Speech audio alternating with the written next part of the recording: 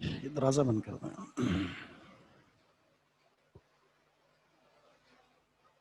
نہیں ہو رہا؟ اچھا ٹھیک ہے.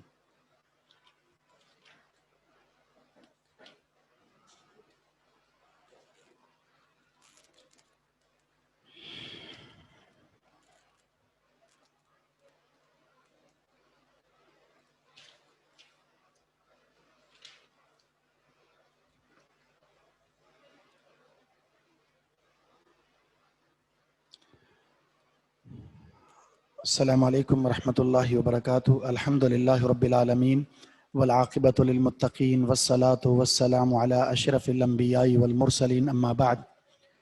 الحدیث الرابع والستون 64 حدیث نمبر.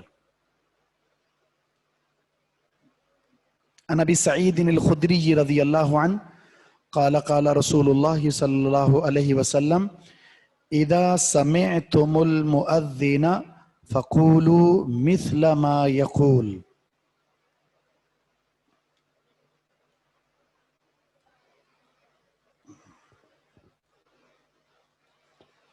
ابو سعید خدری رضی اللہ عنہ فرماتے ہیں رسول اللہ صلی اللہ علیہ وسلم کا فرمان ہے جب تم سنو مؤذن کو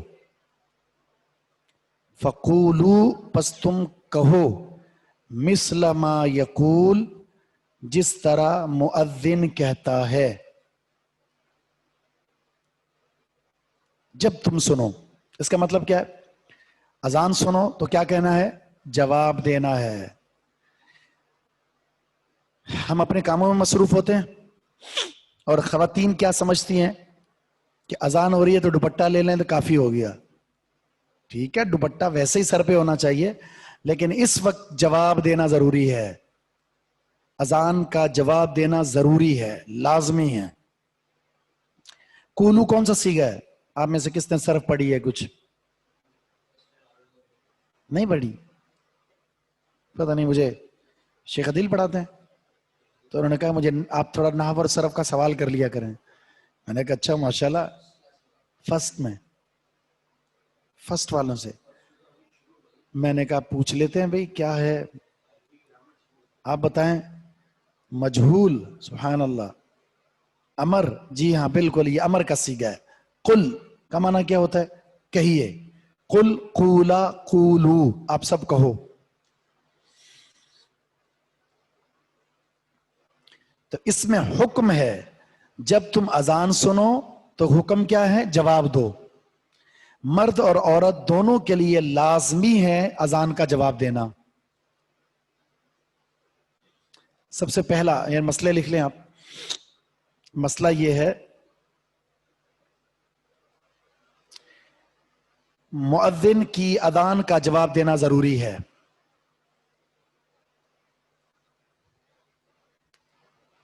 مؤذن کی اذان کا جواب دینا ضروری ہے.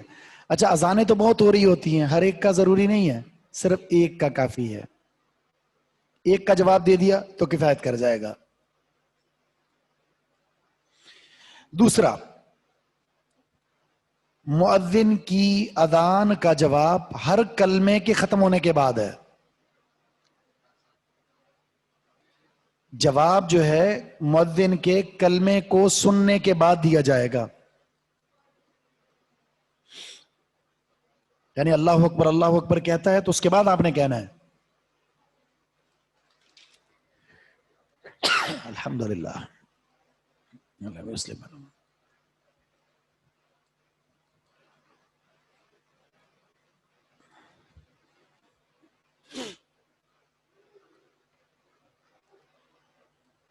تیسرا مسئلہ ہے اذان کا جواب ہر حالت میں دینا ہے سوائے اذان کا جواب ہر حالت میں دینا ہے سوائے جب انسان قضاء حاجت کر رہا ہو، یعنی بیت الخلاء میں ہو.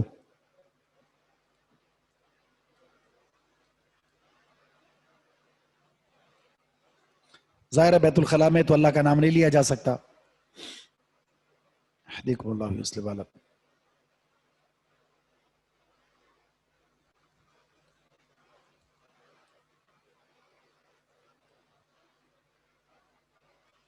جی ہاں، گھر میں جماعت کر کے نماز پڑھ رہے ہیں تو اذان دے دیں.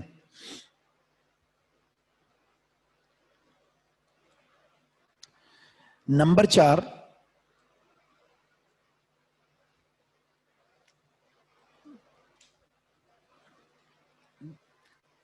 پوری اذان آپ پہلے سن لیں، اس کے بعد پھر کر دیں. نماز کے دوران تو نہیں، ظاہر ہے وہ تو معلوم ہے، نماز کے اندر تو انسان بات نہیں کر سکتا، نماز کی حالت میں تو جواب نہیں دے سکتے. ہاں، پوری اذان کے 2 مقام پر ان الفاظ کو نہیں دہرایا جائے گا جو مؤذن کہتا ہے. پوری اذان میں 2 مقام پر ان الفاظ کو نہیں دہرایا جائے گا جو مؤذن کہتا ہے، حی علی الصلاۃ اور حی علی الفلاح.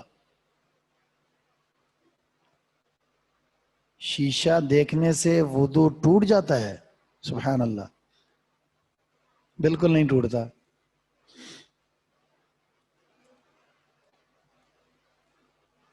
شیشہ دیکھنے سے وضو نہیں ٹوٹتا.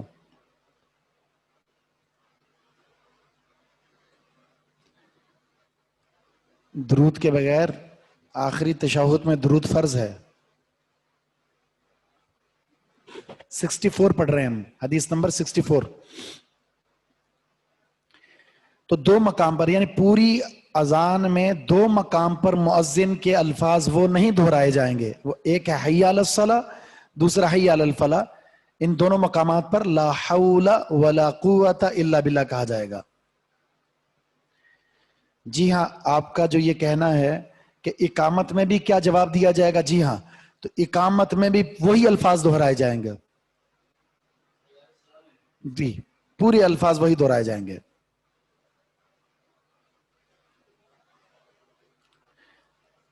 کیسے وضو نہیں ٹوٹتا؟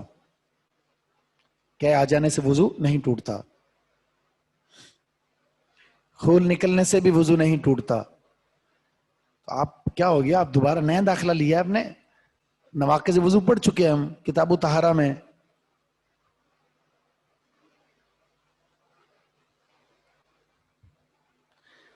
وضو بتایا تھا، مجھے لگتا ہے بتایا ہے، پتہ نہیں آپ کہہ رہے ہیں. گوشت کھائیں گے اونٹ کا تو وضو ٹوٹ جائے گا.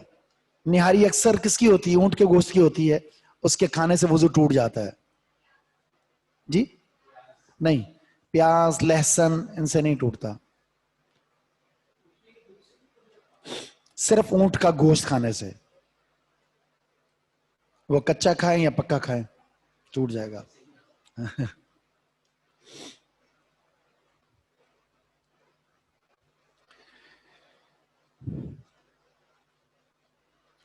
تو یہ مسائل تھے. باقی یہ بات آپ کو معلوم ہے کہ اذان کے جواب کے بعد، اذان ختم ہونے کے بعد آپ نے کون کون سی دعائیں پڑھنی ہیں؟ درود، اس کے بعد کون سی؟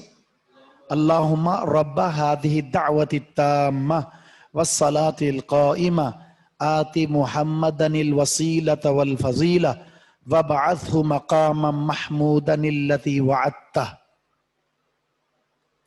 یہ بس یہاں تک. ہمارے ہاں کچھ وہ چلتی ہے نا ٹی وی میں، ریڈیو میں، ورزقنا شفاعتہ اور ورفع درجاتہ، یہ پتہ نہیں کون کون سے الفاظ بڑھا دیے ہیں. یہ پاکستان کی پروڈکٹ ہے یہ.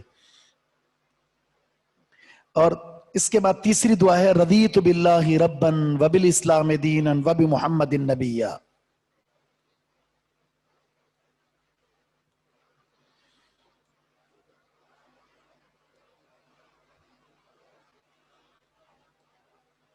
لا تخلف المیعاد کے الفاظ بھی صحیح سند سے ثابت نہیں ہے.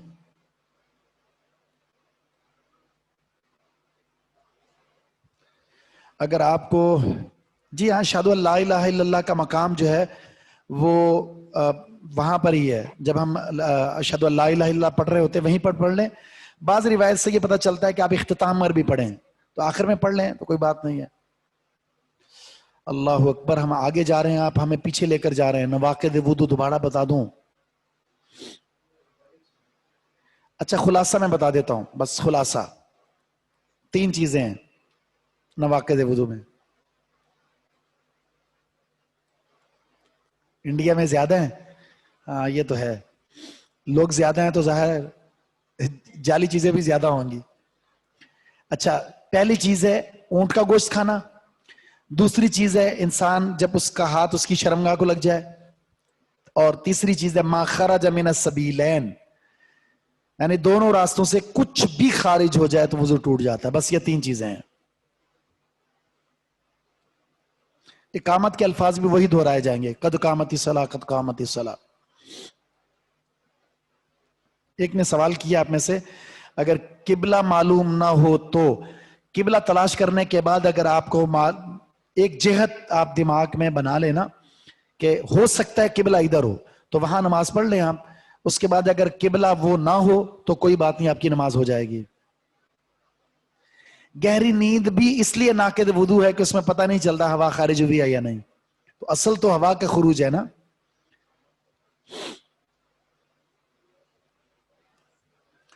باب استقبال القبلہ، قبلے کی طرف رخ کرنے کا حکم۔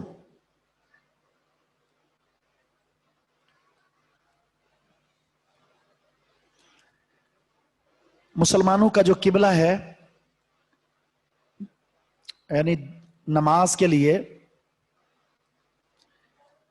قبلہ رخ ہونے کا حکم دو طرح سے تھا، ایک مسجد اقصی اور دوسرا بیت اللہ۔ مدینہ میں جب ہجرت کر کے رسول اللہ صلی اللہ علیہ وسلم آئے تو کتنے مہینے تک بیت المقدس کی طرف رخ کر کے نماز پڑھی ہے؟ 16 ماہ۔ مدینہ جب ہجرت کر کے آئے تھے تو 16 مہینے بیت المقدس کی طرف رخ کر کے نماز پڑھی ہے۔ 16 ماہ کے بعد پھر تحویل قبلہ کا حکم آیا، یعنی بیت اللہ کی طرف رخ کرنے کا۔ اس لیے ایک مسجد ہے جس کو مسجد القبلتین کہتے ہیں، دونوں قبلوں کی طرف نماز پڑھی گئی ہے، اس میں نشان ابھی تک موجود ہیں۔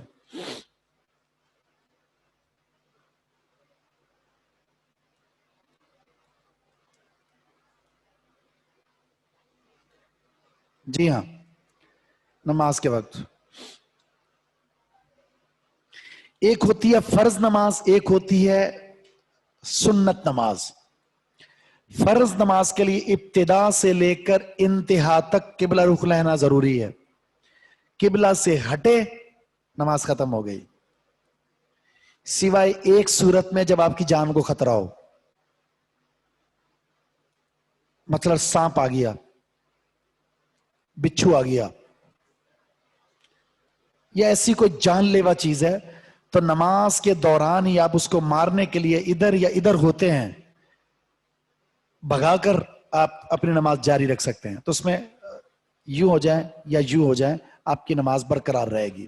لیکن کہنا کچھ نہیں ہے، مار رہے ہیں اور گالیاں دے رہے ہیں اس کو، اور آنے کے بعد دوبارہ نماز شروع کر دی، تو نماز نہیں ہوگی۔ آپ خاموشی، چونکہ آپ نماز میں ہیں لہذا اس کو بھگا دیں، آپ مار دیں کسی طریقے سے، تو اپنی نماز جاری رکھیں آپ۔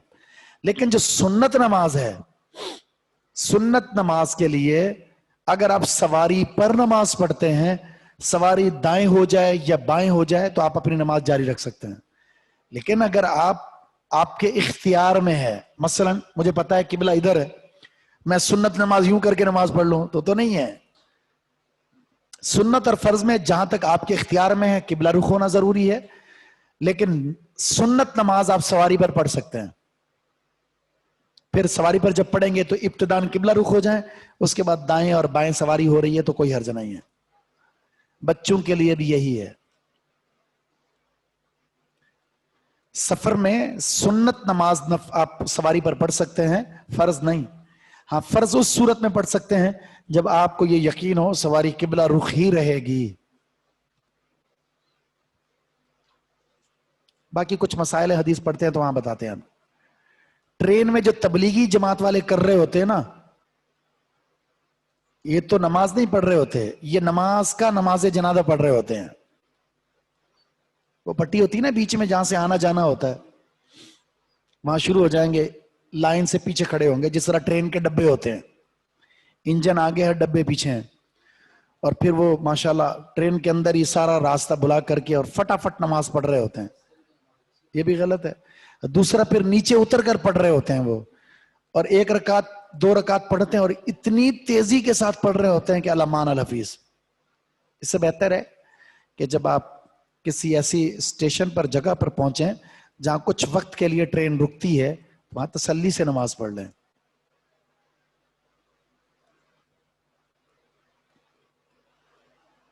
کوئی بات نہیں، آپ 2 نمازوں کو جمع کر کے پڑھ سکتے ہیں، 2 نمازوں کو جمع کر کے پڑھ لیں.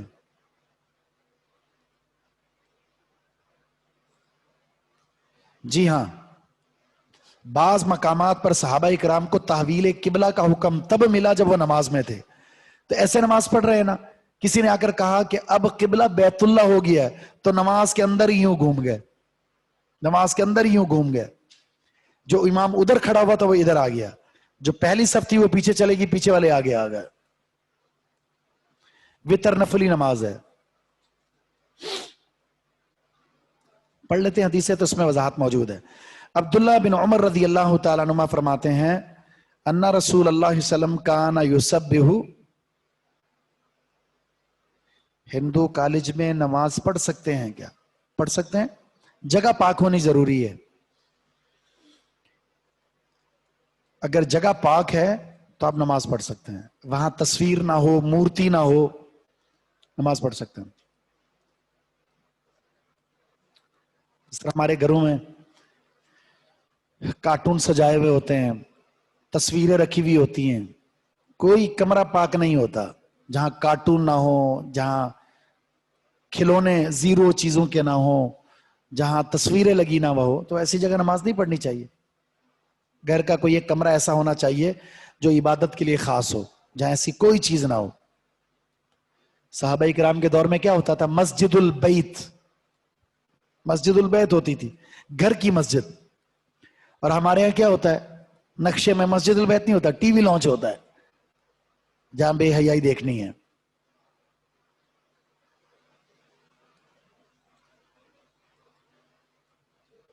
قصر نماز میں سنت نہیں ہوتی. بچوں کے کھلونے بچوں کی حد تک ٹھیک ہے، لیکن بچے جب بڑے ہو جائیں نا اور کہتے ہیں کہ ہم جب چھوٹے تھے ان کھلونوں سے کھیلتے تھے، الماری میں سجا کر رکھے ہوئے ہوتے ہیں، یہ غلط ہے. جب بچہ بچہ نہیں رہے تو اب کھلونے بھی نہیں رہنے چاہیے. ان کھلونوں کی گردن توڑ کے رکھ دیں آپ اس کو.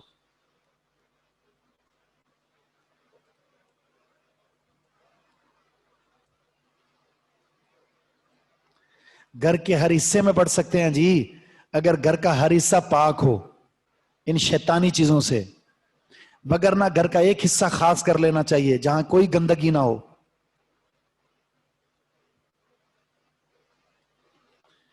رکی ہوئی کار میں نفلی نماز پڑھ لیں آپ.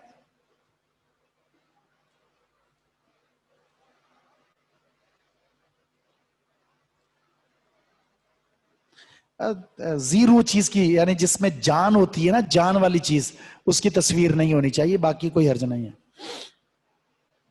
عبداللہ بن عمر کہتے ہیں کہ رسول اللہ صلی اللہ علیہ وسلم کانا یسبح، آپ نفلی نماز پڑھا کرتے تھے. سبح یسبح کا معنی نفلی نماز پڑھنا، تسبیح بھی مراد ہوتا ہے لیکن یہاں نفلی نماز ہے. نبی علیہ السلام نفلی نماز پڑھا کرتے تھے علی ظہر راحلتہ، اپنی سواری کی پشت پر، سواری کے اوپر.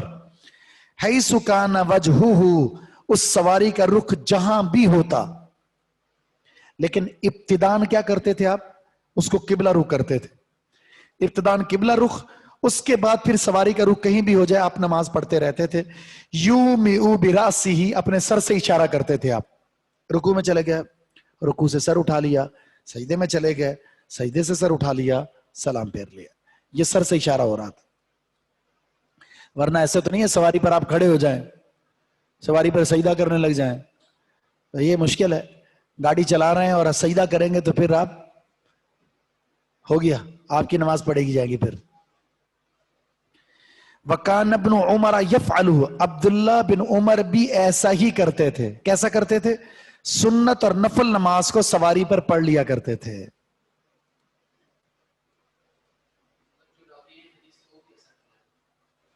عبداللہ بن عمر وہ صحابی ہیں جو اللہ کے رسول اللہ کی ہر ادا کو بڑے شوق سے اختیار کیا کرتے تھے.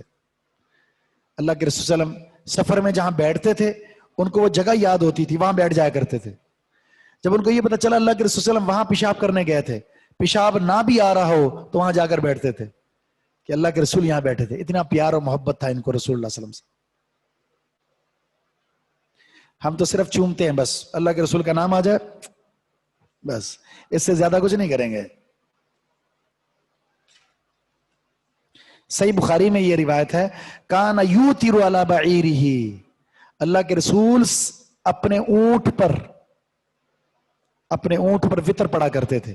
بعیر اونٹ کو کہتے ہیں. اور بھی آپ نے دروس اللغہ پڑھی ہے نا، کیا کہتے ہیں اونٹ کو؟ جمل. اور کیا نام ہے؟ ناقتن. آنا کونٹ نہیں کہتے ہیں. اور بھی بہت سارے نام ہیں، زود کہتے ہیں. تو نبی علیہ السلام وطر پڑا کرتے تھے سواری پر. صحیح مسلم میں ہے، غیر انہ لا یصلی علیہ المکتوبہ، آپ سواری پر فرض نماز نہیں پڑھتے تھے. صحیح بخاری میں الا الفرائض، فرض نماز نہیں پڑھتے تھے. سواری پر فرض نماز کیوں نہیں پڑھتے تھے؟ کیونکہ قبلہ رخ نہیں رہ سکتا برقرار، اور فرض نماز کے لیے قبلہ رخ رہنا لازمی ہے. اس لیے سنن پڑھ لیا کرتے تھے، سنن مؤکدہ بھی پڑھ لیا کرتے تھے، لیکن فرائض کا اہتمام آپ زمین ہی پر کرتے تھے، نہ کہ سواری پر. دو شکلیں ہیں کہ اگر آپ دو نمازوں کو جمع کر کے پڑھ سکتے ہیں نا، اتنا وقت ہے. مثلا آپ صبح نکلیں، فجر پڑھ کے نکلیں آپ، اور آپ کو پتا ہے میں پہنچوں گا عصر میں جا کر، تو ظہر کو عصر کے ساتھ پڑھ لیں. آپ کو پتا ہے میں 5 بجے پہنچوں گا، کوئی بات نہیں، آپ ظہر کو پڑھ لیں اس کے ساتھ. تو اس میں ٹھیک ہے. اگر آپ ظہر کے وقت نکل رہے ہیں کہیں تو ظہر عصر پڑھ کے نکل جائیں. مغرب کے وقت نکل رہے ہیں تو مغرب عشاء پڑھ کے نکل جائیں. لیکن اگر کہیں ایسا ہو جائے کہ آپ کا 18 گھنٹے کا سفر ہے جی، فلائٹ امریکہ جا رہی ہے اور رکے گی نہیں کہیں، جہاز پر جگہ ہوتی ہے تو جہاز پر پڑھ لیں آپ نماز. ایک قبلے کی ایک ڈائریکشن دیکھ لیں کہ کیا بنتی ہے، بتا بھی دیتے ہیں تو آپ پڑھ لیں وہاں پر، کوئی حرج نہیں.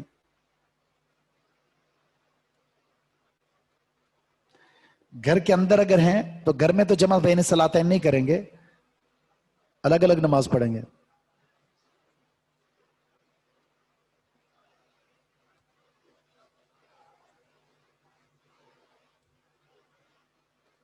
سفر میں دو نمازوں کو جمع کر سکتے ہیں، آگے بیان آ رہا ہے تو تھوڑا سا صبر کریں. مسائل لکھیں اس حدیث کے.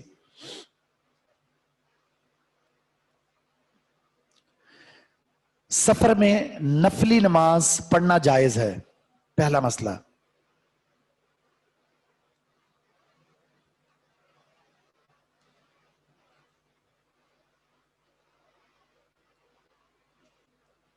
اچھی بات ہے، آپ جگہ جگہ پڑھ لیں، لیکن یہ ضروری نہیں ہے. ایک جگہ بھی پڑھ لیں نا تو ایک جگہ بھی کافی ہوتی ہے گواہی کے لیے. گھر کا کونا کونا آپ نے چھان مارنا ہے کیا؟ ایک جگہ خاص کر لیں. اس جگہ خاص کرنے کا فائدہ یہ ہوگا کہ اس جگہ کا خیال رکھنا، اس کو پاک رکھنا آسان ہو جاتا ہے. تو پہلا مسئلہ ہے سفر میں نفلی نماز پڑھ سکتے ہیں. دوسرا مسئلہ، سواری پر فرض نماز کے علاوہ کسی بھی نماز کو پڑھا جا سکتا ہے. فرض نماز کے علاوہ کسی بھی نماز کو سواری پر پڑھ سکتے ہیں.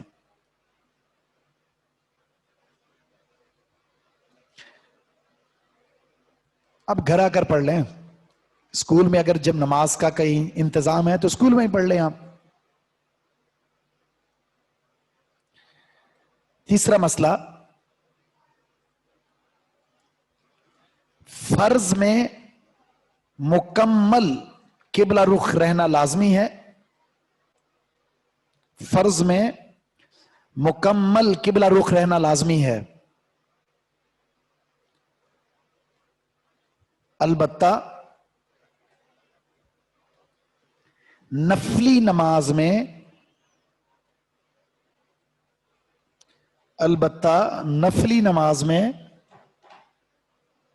شروع میں قبلہ رخ ہونے کے بعد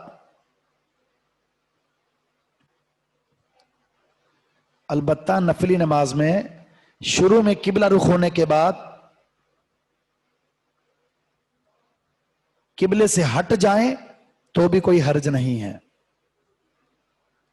لیکن سواری پر جان بوجھ کے نہیں۔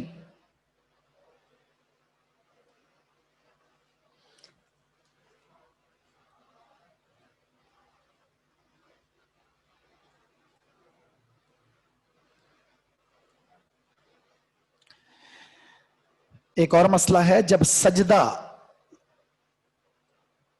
اور رکوع زمین پر کرنا ممکن نہ ہو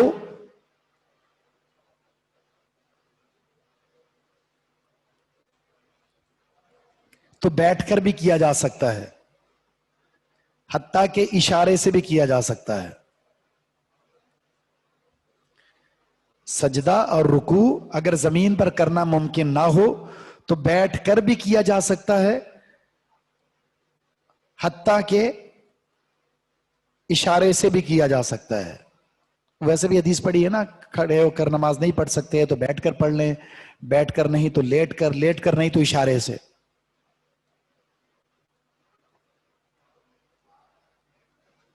پڑھ لیں، پڑھ سکتے ہیں، لمبا سفر ہے تو قبلے کی ڈائریکشن معلوم کر کے پڑھ لیں ہم۔ ایک اور مسئلہ، وتر واجب نہیں ہے، وتر واجب نہیں ہے بلکہ سنت ہے۔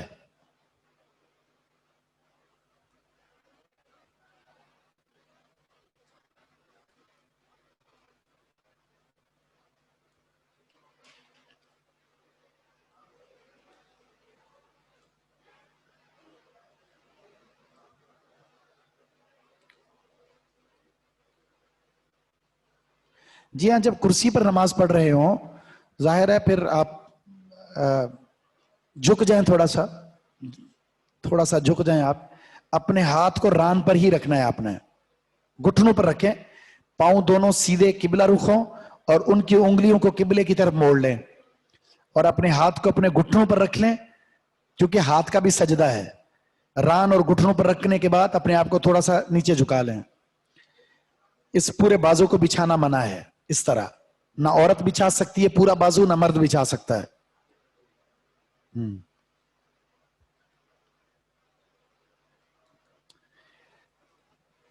پہلا اور دوسرا جس نے لکھا ہے نا وہ رپیٹ کر دے۔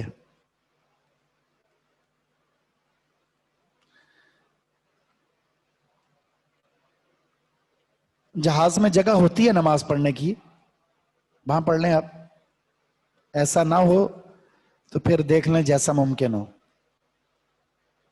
اشارے سے کیسے پڑھ سکتے ہیں؟ مثلا جیسے آپ جھک نہیں سکتے ہیں نا تو آپ یوں پڑھ رہے ہیں، آپ کا کیا مکمل ہوا، تھوڑا سا جھکا لیں، یعنی رکوع میں آپ اوپر کر لیں، سجدے میں چلے جائیں، سجدے سے اٹھا لیں، پھر سجدے میں چلے جائیں، پھر سلام پھیر دیں، ہوگی نماز۔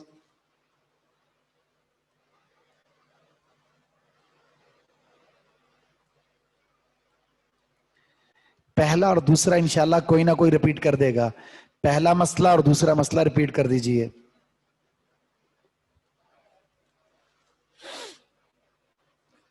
اگلی حدیث، عبداللہ بن عمر رضی اللہ تعالیٰ عنہ فرماتے ہیں، بینما الناس بقباء،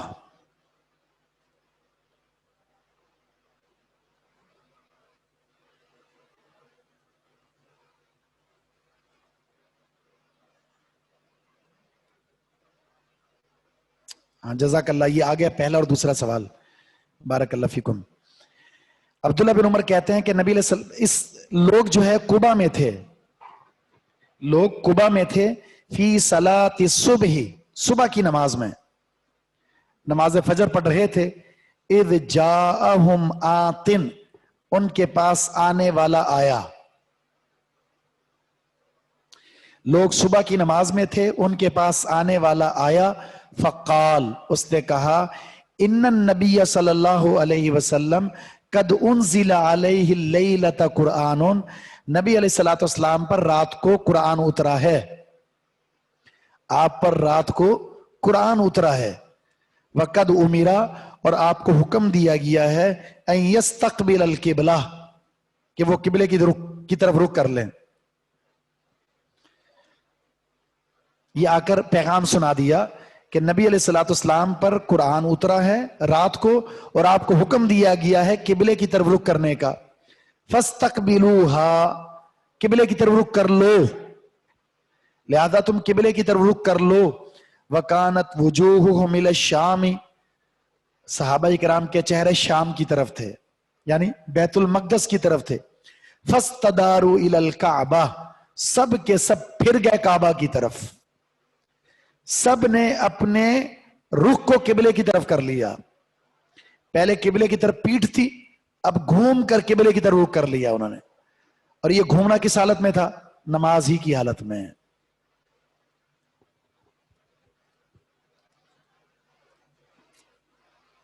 قرآن میں ایک آیت ہے نا سورہ بقرہ میں، فَوَلِّ وَجْهَكَ شَطْرَ الْمَسْجِدِ الْحَرَامِ، یہ ہے وہ آیت جس نے تحویل قبلہ کا حکم بیان کیا ہے.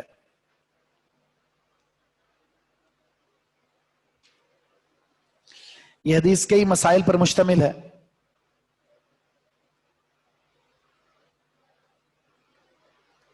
بس صرف ترجمہ کرنا ہوگا، ترجمہ کرنا ہوگا، ہر لفظ کا ترجمہ نہیں، مفہومی ترجمہ کر دیجئے گا بس.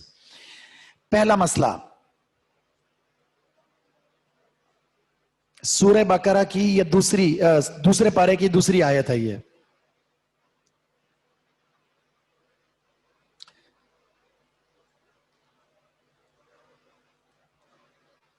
پہلا مسئلہ ہے ہجرت کے بعد 16 ماہ تک بیت المقدس مسلمانوں کا قبلہ تھا.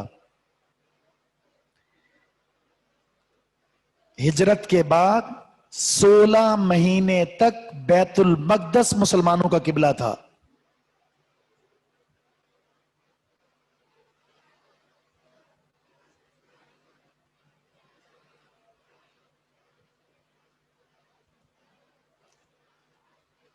دوسرا مسئلہ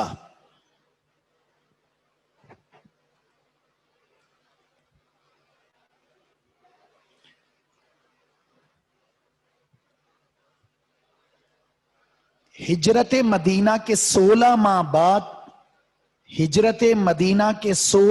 بعد بیت اللہ کو قیامت تک کے لیے قبلہ بنا دیا گیا.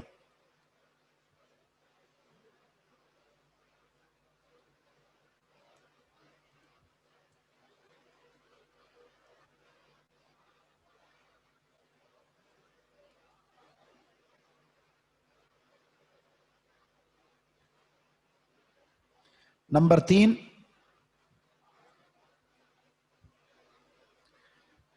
پوری زمین میں سب سے افضل مقام بیت اللہ ہے.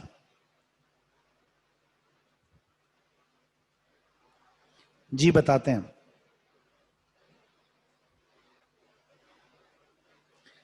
پوری سرزمین میں افضل ترین مقام بیت اللہ ہے.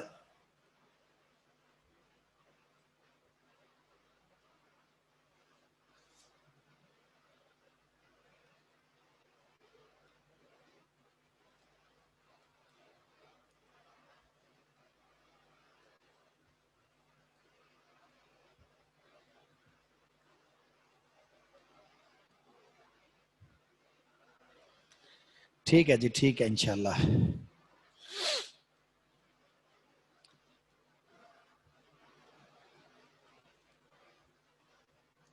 ٹھیک ہو گیا. چوتھا مسئلہ یہ ہے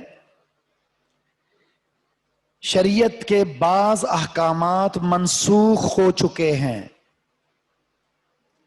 شریعت کے بعض احکامات منسوخ ہو چکے ہیں جن میں سے بیت المقدس کا قبلہ ہونا ہے. شریعت کے بعض احکام منسوخ ہو چکے ہیں جن میں بیت المقدس کا قبلہ ہونا ہے یا بیت المقدس کی طرف رخ کر کے نماز پڑھنا ہے.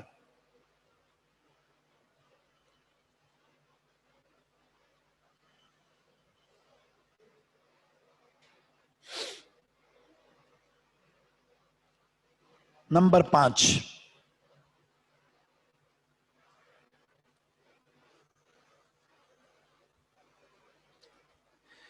دوران نماز اگر کسی کو پتہ چل جائے، دوران نماز اگر کسی کو پتہ چل جائے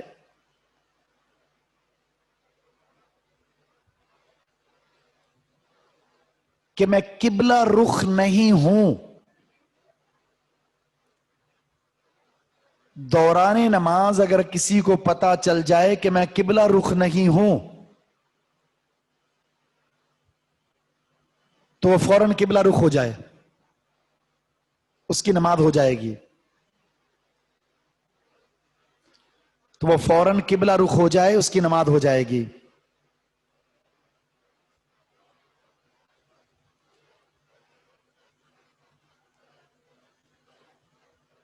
یہاں کیا ہوا ہے؟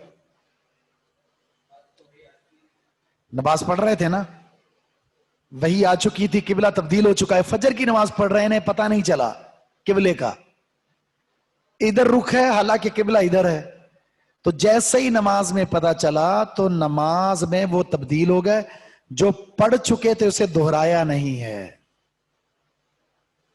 تو اس کو دہرانے کی ضرورت نہیں ہے۔ ٹھیک ہے، دوران نماز اگر کسی کو پتا چل جائے کہ وہ قبلہ رخ نہیں ہے تو وہ فوراً قبلہ رخ ہو جائے، اس کی نماز ہو جائے گی، دہرانے کی ضرورت نہیں ہے اسے۔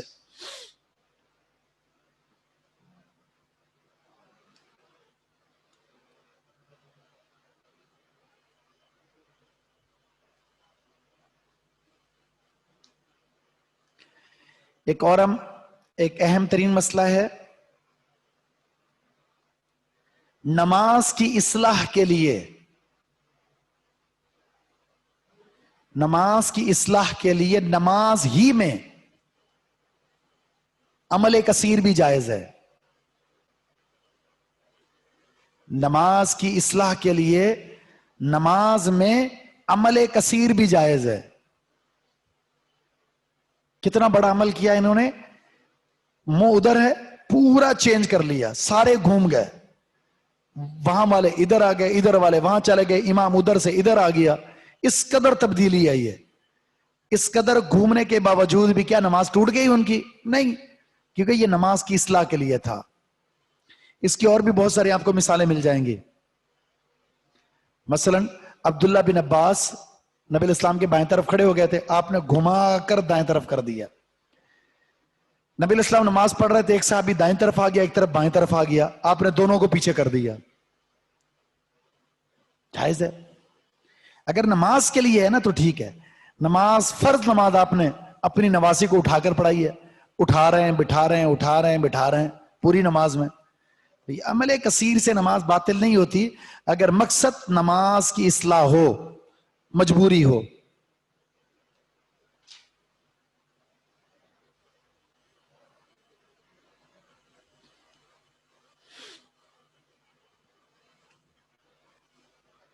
ایک اور حدیث، اس باب کی حدیث پڑھ کر بات ختم کرتے ہیں۔ انس بن سیرین کہتے ہیں، یہ تابعی ہیں، انس بن سیرین کبار تابعین میں سے ہیں،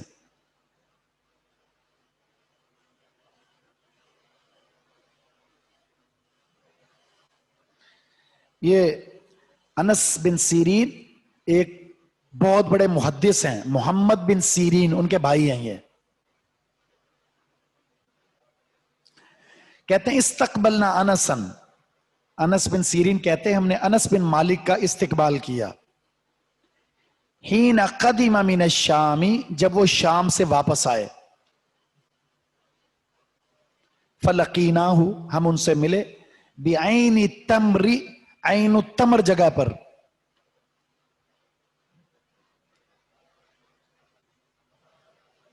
کہتے ہیں کہ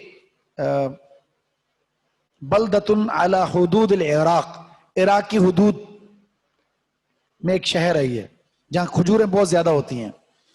تو جب شام سے آ رہے تھے تو عین التمر مقام پر ہماری ان سے ملاقات ہوئی، فرأیتہ یصلی علی حمار، انس بن سیرین کہتے ہیں میں نے ان کو دیکھا کہ وہ نماز پڑھ رہے ہیں گدھے پر، وَوَجْهُهُ مِنْ دَ الْجَانِبِ، اور ان کا چہرہ اس جانب تھا، یعنی ان یسار القبلہ، قبلے کے بائیں جانب تھا، قبلے کی بائیں جانب تھا.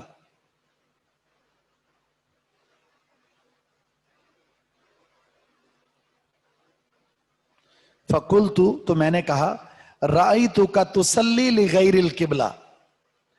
انس بن سیرین کہتے ہیں میں نے انس سے کہا میں دیکھ رہا ہوں آپ کو کہ آپ قبلے سے ہٹ کر نماز پڑھ رہے ہیں. تو سیدنا انس نے جواب دیا، لولا انی رأیت رسول اللہ یفعلہ ما فعلت، اگر میں نے اللہ کے رسول کو اس طرح کرتے ہوئے نہ دیکھا ہوتا تو میں اس طرح نہ کرتا. میں نے اللہ کے رسول کو قبلہ سے ہٹ کر سواری پر نماز پڑھتے ہوئے دیکھا تھا، اس لیے میں ایسے کر رہا ہوں.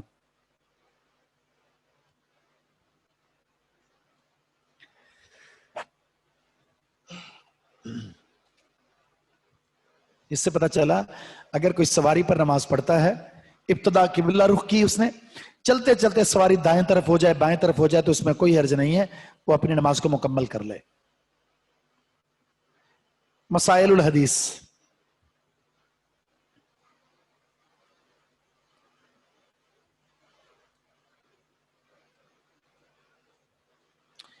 نمازی کا سواری پر قبلہ، نمازی کا سواری پر قبلہ وہی ہوتا ہے جہاں سواری کا رخ ہو.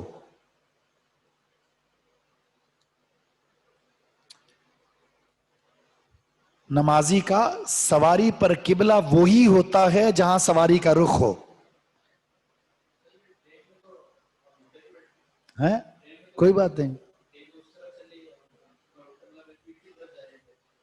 مطلب قبلہ ادھر، قبلہ اس طرف ہے اور میرا رخ ادھر ہے.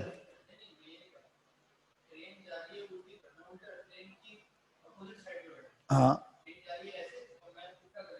ٹھیک ہے.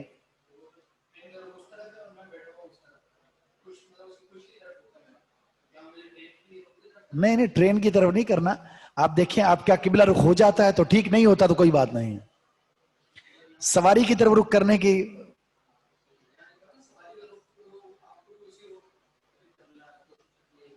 ہاں تو اصل چیز ہے قبلہ رخ ہونا. اگر ہو گیا تو ٹھیک، وگرنہ بس اوقات ممکن ہی نہیں ہوتا سواری کی طرف رخ کرنا، تو پھر ایسی صورت میں آپ کے لیے اختیار ہے نفلی نماز پڑھنے میں.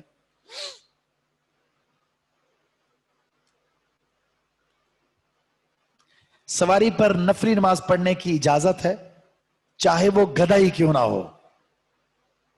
سواری پر نفلی نماز پڑھنے کی اجازت ہے چاہے وہ گدھا ہی کیوں نہ ہو. گدھا اس لیے کہ یہ حرام جانور ہے، اس لیے یہ بتایا جا رہا ہے کہ حرام جانور نجاست کی وجہ سے نہیں ہے. اگر یہ نجس ہوتا تو نجاست والی جگہ پر نماز نہیں پڑھ سکتے آپ. ہاں تو اس کا مطلب یہ ہوا کہ گدھا نجس نہیں ہے.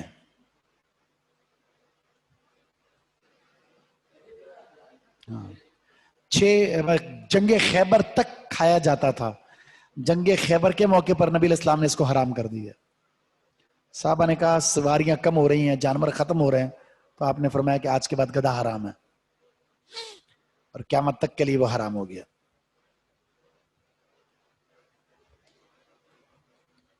تو یہ ایک باب تھا. اس باب کا خلاصہ یہ ہوا، اس باب کا خلاصہ یہ ہوا کہ جو نفلی نماز ہے، جو پہلے بتا فرض جو نماز ہے وہ شروع سے لے کر آخر تک آپ کو قبلہ رخ ہو کر نماز پڑھنی ہے. نفلی نماز بھی آپ کو شروع سے لے کر آخر تک قبلہ رخ ہو کر ہی پڑھنی ہے. لیکن اگر آپ نفلی نماز پڑھتے ہیں سواری پر تو ابتداءً اگر آپ کے کنٹرول میں سواری ہے تو قبلہ رخ ہو کر نماز شروع کریں آپ. اس کے بعد پھر سواری کا رخ جس طرف بھی جائے گا آپ کا قبلہ وہی ہے. سواری پر فرض نماز نہیں پڑھ سکتے، نفلی نماز پڑھ سکتے ہیں. وہ سنت ہے، سنت موقدہ ہے، غیر موقدہ ہے سارے. اس سواری پر فرض نماز بھی پڑھ سکتے ہیں جہاں آپ کھڑے ہو کر پڑھیں اور قبلہ رخ ہو کر پڑھیں. کھڑے ہو کر پڑھیں قبلہ رخ ہو کر پڑھیں تو آپ فرض بھی پڑھ سکتے ہیں. لیکن جہاں کھڑا ہو کر نماز پڑھنا ممکن نہ ہو، رکوع اور سجدہ زمین پر ممکن نہ ہو، اور اس کا قبلہ رخ رہنا ممکن نہ ہو، تو پھر آپ نہ پڑھیں، پھر جمع بین صلاتین کر لیں.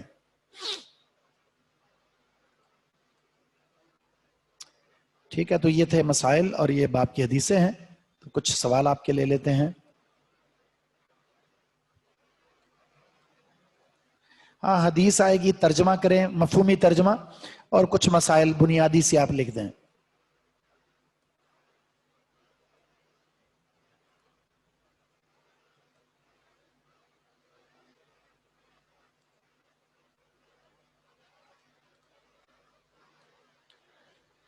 جی چند ایک سوالات آپ کر لیں.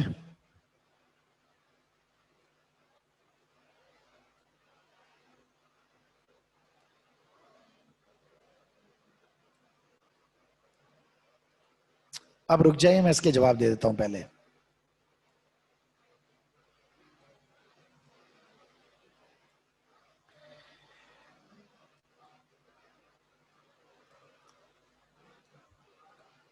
جی ہاں، ٹرین ہے یا پلین ہے، دونوں پر.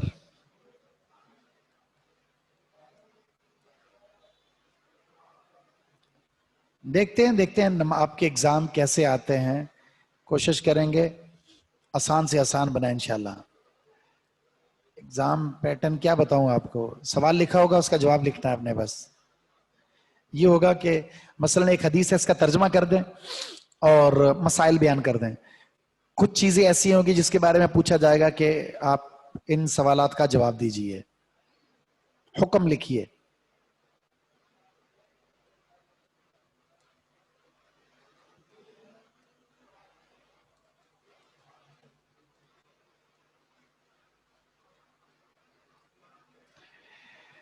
حدیث نمبر 67 کا تھرڈ پوائنٹ کوئی بتا دے.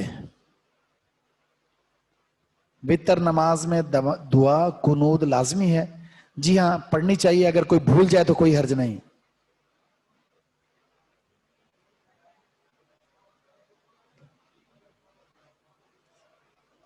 وہ غلط ہے. رکوع میں بیٹھے ہوئے شخص ہاتھ گھٹنے سے آگے کرتے ہیں، اس جگہ کو وہ گھٹنوں پر رکھ رہے ہوتے ہیں، وہ غلط ہے.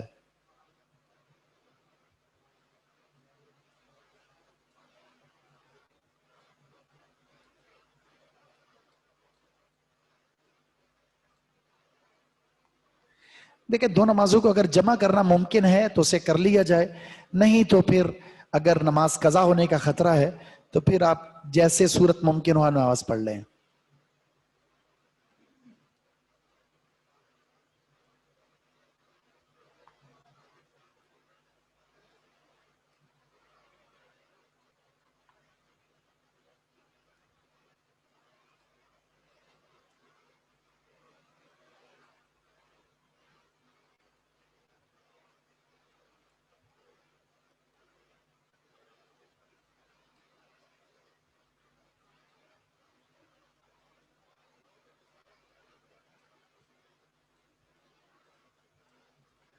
جھکنے کے لیے بس پورا جھکنا ضروری نہیں ہے. سجدے میں جب بیٹھ کر نماز پڑھ رہے ہیں تھوڑا سا بھی جھک گئے اب تو کفایت کر جائے گا. اس میں کوئی نہیں ہے کہ آپ مکمل نیچے چلے جائیں. ہلکا سا بھی جھک جائیں گے نا تو آپ کا چونکہ ویسے ہی اشارہ ہے، سجدہ تو زمین پر ہوتا ہے لیکن آپ مجبور ہیں تو تھوڑا سا جھکنا ہی کافی ہے.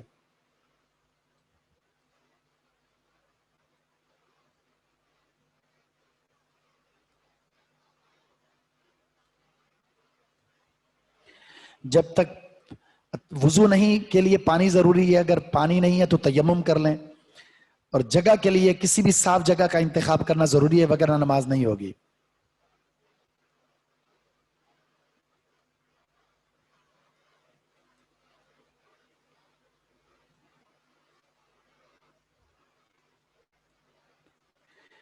اب گھروں میں جماعت کے ساتھ چھتوں پر نماز پڑھ لیں. اگر انڈیا میں بارش کی وجہ سے ابھی بارش ہو رہی ہے کیا وہاں پر؟ جی، سیلاب آیا ہوا ہے. اللہ آسانی فرمائے. آپ گھروں کی چھتوں میں نماز پڑھ لیں.